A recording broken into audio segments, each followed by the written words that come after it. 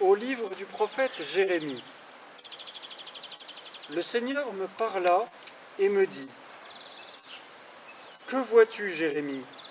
Je lui répondis : Je vois une branche de veilleur. Le Seigneur ajouta : Tu as bien vu, car je veille sur ma parole pour l'accomplir. Chers amis, quelle est cette branche que le prophète Jérémie a vue, que le Seigneur lui a montrée ? C'est une branche d'amandier. En hébreu, l'amandier s'appelle le veilleur. Pourquoi ? Parce que c'est le premier arbre qui fleurit. Et ici, nos amandiers fleurissent vers la mi-février.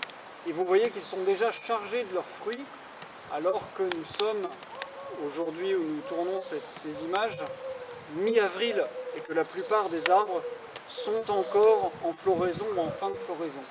Ici, nous voyons toutes les amandes déjà bien formées, et il y a encore autour de certaines d'entre elles le reste de la fleur déjà fanée depuis longtemps. Voilà pourquoi l'amandier, c'est le veilleur, c'est l'arbre qui guette l'arrivée du printemps et qui l'annonce, comme sur les murs des villes, un veilleur annonçait l'aurore, annonçait les arrivées importantes, annonçait les événements. Le Seigneur, en montrant une branche d'amandier en fleurs à Jérémie, lui dit : « Tu as bien vu, car je veille sur ma parole pour l'accomplir. » Et cela est pour nous, chers amis, un grand motif d'espérance. Nous ne voyons pas aussi loin que Dieu.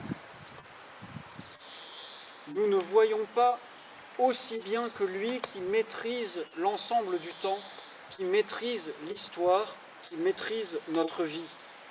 Mais Dieu, lui, voit et veille.